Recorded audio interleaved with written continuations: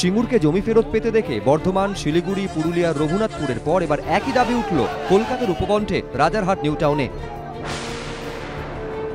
সিঙ্গুরের যে জমি ফেরত দেওয়া হলো চাষিদের, আমাদের যাতে সেই জমি সেইভাবে, আমাদের তো অল্প সামান্য মূল্যে টাকা দিয়েছে, আমাদের যাতে জমি ফেরত দেওয়া হয় সেই জন্য আমরা এখানে উপযুক্ত ক্ষতিপূরণ ও পড়ে থাকা জমি ফেরতের দাবিতে হিটকোর দফতরে দরবার কয়েকশো কৃষকের।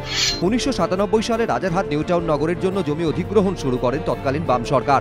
অভিযোগ, ক্ষতিপূরণের টাকা কম দিয়ে গায়ের জোরে জমি অধিগ্রহণ করা হয়। 21টি মৌজায় জমি অধিগ্রহণের নোটিশ দেওয়া হলেও এখনো শুনানি হয়নি বা ক্ষতিপূরণ দেওয়া হয়নি। অভিযোগ, সেই পড়ে থাকা জমি আটকে রেখেছে হিটকো। ক্ষমতায় আসার আগে 2010-এর 13 নভেম্বর এক জনসভায় রাজারহাট নিউ টাউনে পড়ে থাকা জমির 10% উন্নয়ন করে কৃষকদের ফিরিয়ে দেওয়ার দাবি তুলেছিলেন তৎকালীন বিরোধী নেত্রী মমতা বন্দ্যোপাধ্যায়।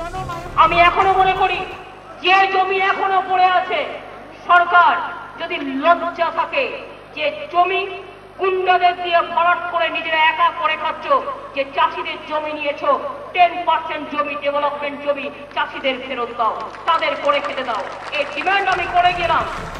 এই প্রসঙ্গ তুলে কৃষকদের দাবি, একরকম জোর করেই আমাদের জমি নেওয়া হয়েছে, সেই সময় আমরা জমি কেউ দিতে চাইনি, আর আমরা কেউই ন্যায্য দাম পাই না। জমির টাকা কম দিয়েছিল, জোর করে নিয়েছিল। কত দিয়েছিল? 8,000 করে পেয়েছি কাটা। আচ্ছা, 2000 সালে পুনরায় কিছু টাকার দাবি করছি। কিন্তু সিঙ্গুরকে মডেল করে যদি একের পর এক জায়গায় এভাবে সরকারের অধিগৃহীত জমি ফেরতের দাবি ওঠে এবং তা যদি ফিরিয়ে দেওয়া হয়, সেক্ষেত্রে রাজ্যে শিল্প হবে কোথায়? প্রশ্ন বণিক মহলের একাংশের। দীপক ঘোষ, এবিপি আনন্দ।